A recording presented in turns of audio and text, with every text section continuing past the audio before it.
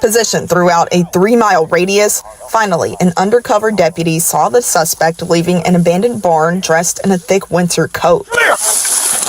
At some point, our suspect realizes that he's probably a law enforcement officer. The court also finds beyond a reasonable doubt that the defendant murdered the minor child EPC in a heinous, atrocious, or cruel manner. The testimony of Dr. Webb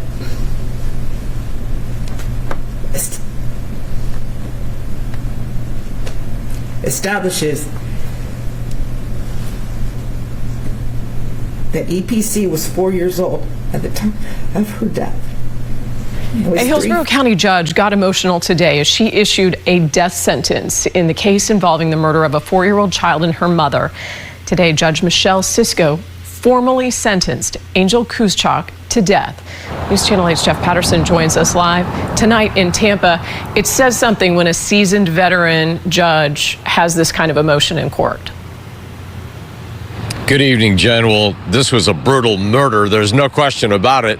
The defendant sat with little emotion as sentence was pronounced against him, but this veteran Hillsborough County judge did have to hold back tears as she read the facts of the case into the record.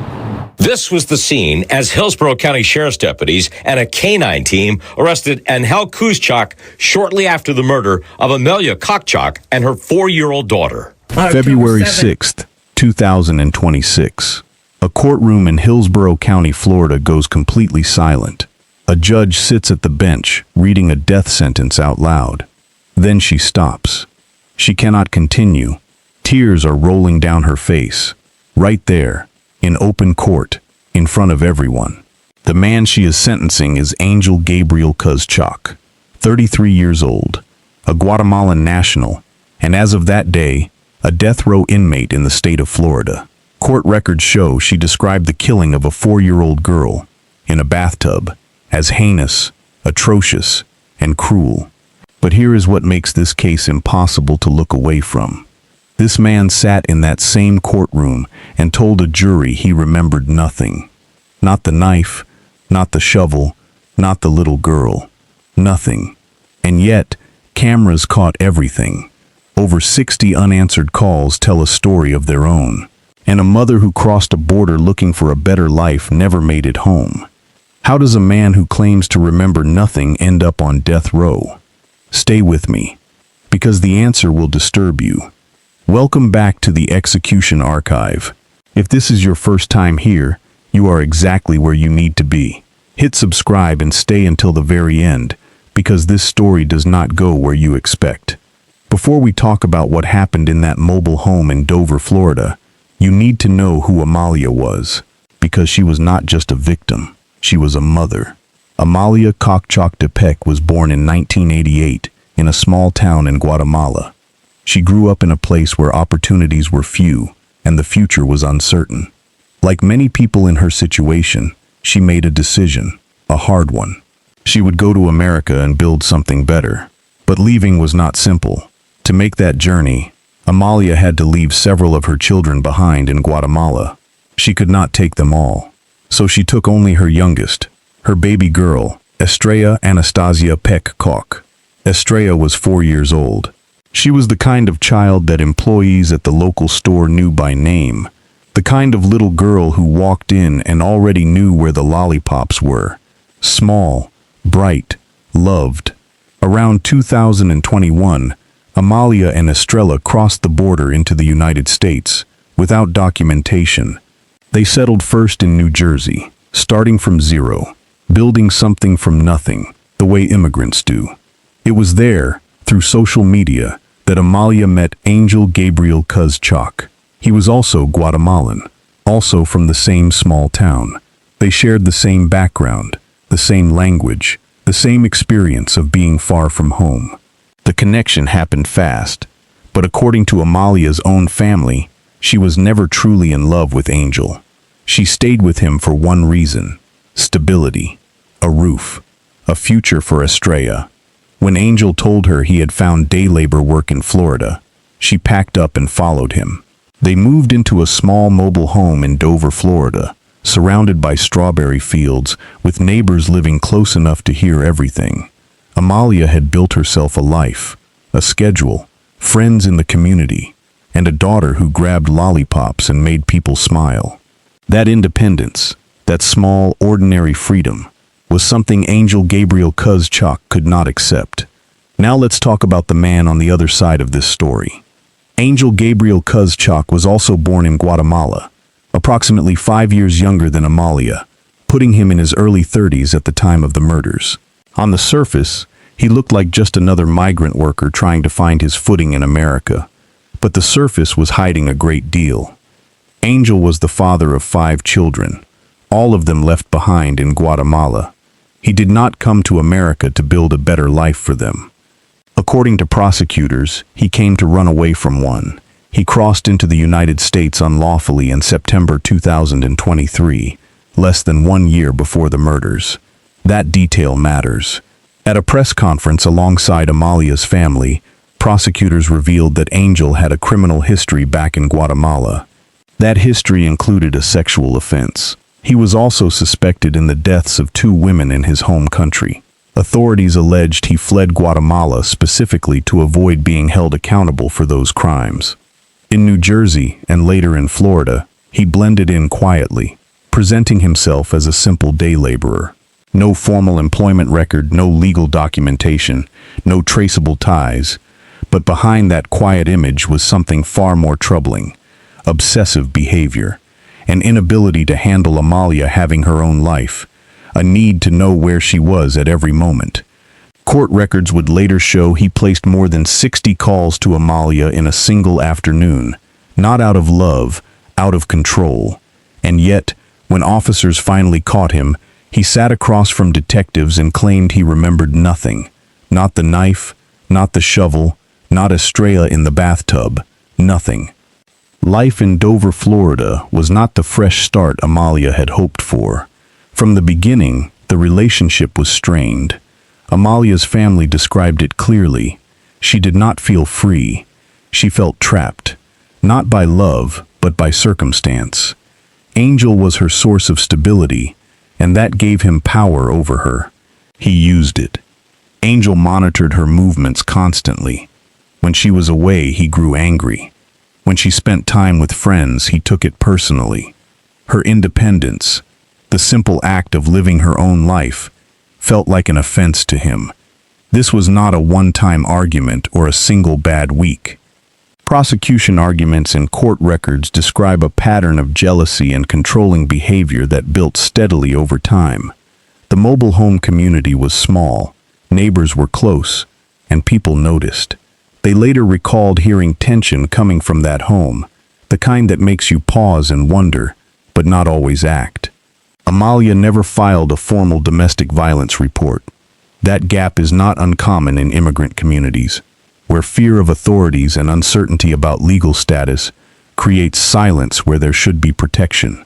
She had no record, no paper trail, no official intervention.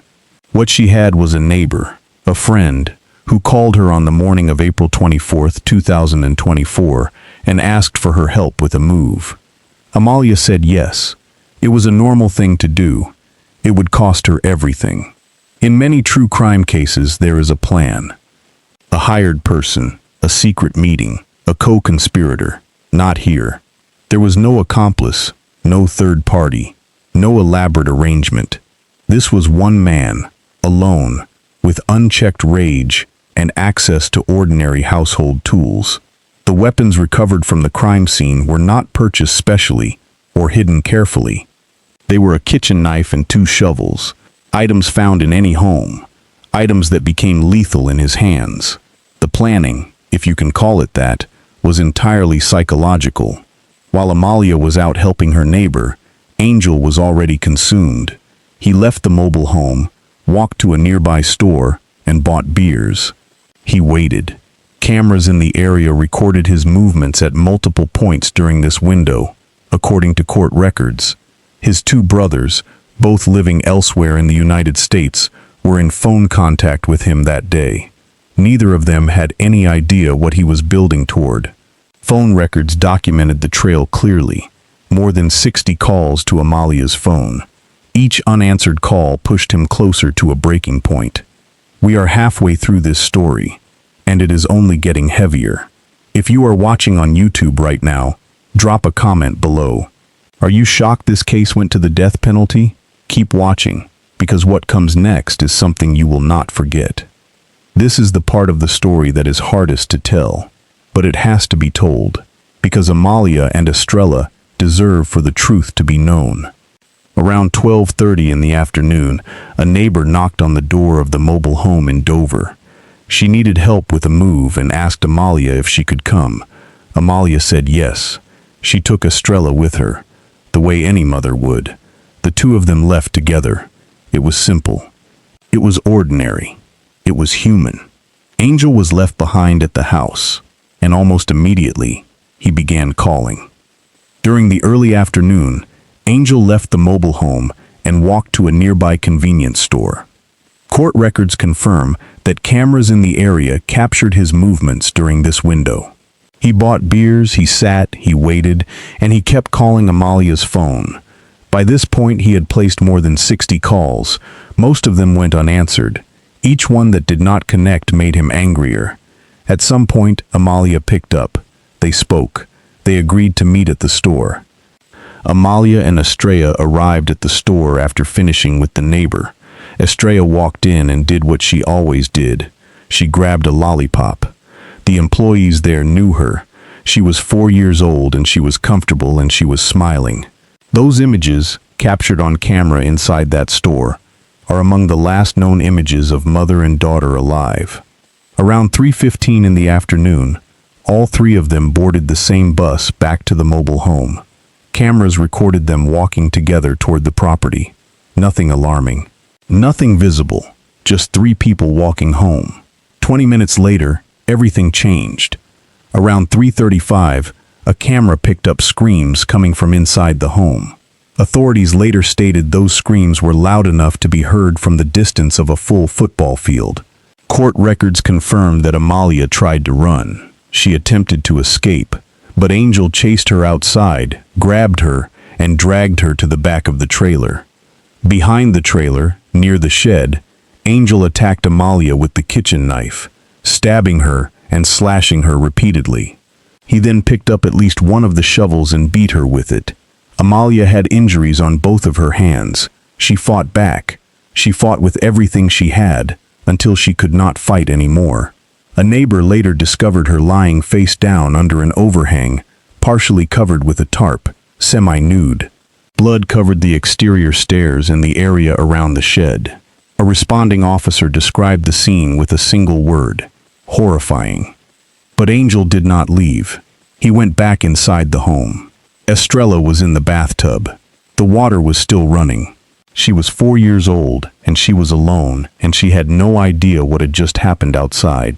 Court records, and the words of Judge Michelle Cisco herself, spoken in open court, confirmed that Estrella was alive and conscious when Angel attacked her.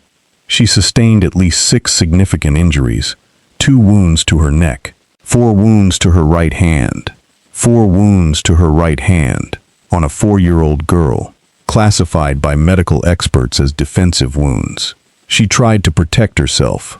Judge Cisco stated directly from the bench, "The court finds that the evidence established that Estrella was alive and conscious when she received the knife wounds." After it was over, Angel walked back to the bedroom. He changed his clothes. He packed a bag. He went back outside and attacked Amalia's body one more time with the shovel. Then he walked away, bag over his shoulder, moving through the fields beside the mobile home community. A neighbor's camera caught every step. What Angel Gabriel Cuz Choc did not know in that moment was this: every step had been recorded, every call had been logged, every movement had been documented, and the 2 brothers he would call in the hours that followed, they would seal his fate. It was a neighbor who found her. She called 911 and reported what she saw: Amalia lying outside the mobile home, blood everywhere, no signs of life. Hillsborough County Sheriff's deputies arrived and confirmed it. Amalia was face down under an overhang. She was gone. Deputies entered the home. Inside the bathroom, the water in the bathtub was still running. Estrella was there. She was gone too. The blood pattern across the scene told a clear story. Splatter on the stairs, the entry area, and the exterior of the shed. This was not a confrontation between two people. This was a chase, a hunt. Using footage from a neighbor's camera, law enforcement immediately identified Angel as the last person seen leaving the property. A public alert went out. The suspect was considered armed and dangerous, believed to be somewhere in the surrounding area. Angel was in the woods. He called one of his brothers. He did not explain. He simply said goodbye, as if he knew he would never speak to him again. Then he called a second brother, and this time he confessed. He told him exactly what he had done.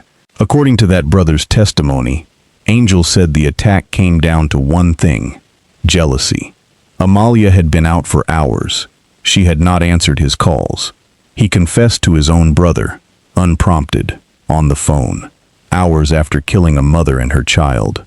The Hillsborough County Sheriff's Office moved fast. K-9 units were deployed across the strawberry fields, wooded areas, and rural roads surrounding Dover. They picked up a trail, but Angel was hiding deep in dense bush, and an immediate location was not possible. The search continued. At the same time, investigators reached out to Angel's two brothers living in the United States. The phone conversations those brothers had with Angel that afternoon quickly became one of the most important threads in the entire case. Lead homicide detective Anthony Watson began assembling the physical evidence. What he found was damning. 2 shovels were recovered from the crime scene. Both carried Amalia's blood. A kitchen knife was pulled from a trash can near the property. When Detective Watson held that knife up in court, the jury could see it clearly. The blade was visibly bent. The force used during the attack had been so extreme that it had curved a straight kitchen knife. Florida Department of Law Enforcement Crime Lab analyst Tracy Love confirmed through forensic analysis that the knife had been in Angel's possession before it was recovered. Crime scene investigator Sabrina Rich formally documented both shovels and all associated blood evidence. Cameras from neighboring properties gave investigators a frame-by-frame account: the chase, Angel's movements through the property, and his departure through the fields. As the picture came together, investigators confirmed Angel had entered the United States unlawfully. 2 additional charges were filed alongside the 2 murder counts: kidnapping and aggravated child abuse. The morning after the murders, an officer spotted a man walking along a rural road, more than a mile from the crime scene. It was Angel. The moment he noticed law enforcement, he ran straight into the vegetation. A police dog tracked him through the brush. Officers reached in and physically pulled him out. He resisted. He struggled. He was subdued and placed under arrest. Body camera footage captured every moment of it. That footage was later shown at trial. At the station, Angel was read his rights and interrogated in Spanish. He did not ask for a lawyer. He did not stay silent. He confessed, in full detail. Court records confirm he not only admitted to both murders, but explained exactly how he carried them out. He then directed investigators to the knife in the trash can himself. Everything locked into place: the bent blade, the 2 blood-stained shovels, the camera footage from neighboring properties, the log of more than 60 calls, the testimony of his own brothers, and now, his own words. Prosecutors made their announcement. They would be seeking the death penalty. At the same press conference, standing alongside Amalia's family, authorities revealed what they had uncovered about Angel's past in Guatemala: a sexual offense, and suspected involvement in the deaths of 2 women. He had fled his home country to avoid facing justice for those crimes. Instead, he found Amalia. The trial was held at the Hillsborough County Courthouse, prosecuted by the Office of the 13th Judicial Circuit under State Attorney Susie Lopez. Before proceedings began, Angel made a request. He wanted a each language interpreter, claiming his Spanish was limited and that he did not speak English. The court approved it. The interpreter cost the state an estimated $30,000. This was the same man who had sat across from detectives the morning after the murders and confessed, fluently, in Spanish. The prosecution built their case piece by piece. The jury watched camera footage from the store, the bus, and the property. They heard Angel's own post-arrest confession played back. His words, his directions to the knife in the trash can. They were shown photographs of Amalia's injuries from behind the trailer. Detective Anthony Watson stood before the court and held up the kitchen knife, blade visibly bent, for every member of the jury to see. Tracy Love confirmed the forensic link between Angel and that knife. Sabrina Rich walked the jury through both blood-stained shovels, item by item. Then came the moment no one expected. Angel took the stand. Through the interpreter, he told the court he did not remember killing Amalia. He did not remember killing Estrella. His defense argued that a man with no memory of his actions deserved life imprisonment, not death. The jury did not agree. In October 2025, they returned their verdict, guilty on both counts of first-degree murder. They then deliberated on the sentence. The vote was 10-2. They recommended death. February 6, 2026. The Hillsborough County courtroom was completely silent as Judge Michelle Cisco took her seat and began to read the sentence aloud. She did not get far before she had to stop. She composed herself. Then she continued. Then she stopped again. Tears rolled down her face, openly, in front of everyone present. A judge, overcome in her own courtroom by the weight of what she was being required to say out loud. Court records capture her exact words. The defendant brutally murders Amalia outside of the home and then goes into the residence to murder Estrella while she was in the bathtub. She continued, Estrella sustained at least 6 significant injuries to her body, 2 to her neck and 4 to her right hand. The court finds that the evidence established that Estrella was alive and conscious when she received the knife wounds. Then she described the attack on Estrella with 3 words that have stayed with everyone who heard them: heinous, atrocious, and cruel. The defense had presented mitigating factors, including claims that Angel had suffered from a lifelong psychological condition. Judge Cisco considered those arguments. She found that no expert testimony presented was strong enough to outweigh the cruelty that had been established beyond any doubt during trial. She sentenced Angel Gabriel Cuz Choc to death, on both counts. Across the courtroom, Angel broke down in tears. He had to be physically removed from the room. Outside the courthouse, State Attorney Susie Lopez addressed the public. Her words were measured and direct. This is not a sentence anyone celebrates. This was one of the most horrific crimes we have ever seen in Hillsborough County. She confirmed that justice had been served, not only for Amalia and Estrella, but for the family they left behind in Guatemala. On April 13, 2026, Angel Gabriel Cuz Choc was formally transferred to Florida's death row at Union Correctional Institution. With Florida's average wait time of approximately 24 years, his execution is estimated to take place around the year 2050, at an estimated cost to the state of $24 million.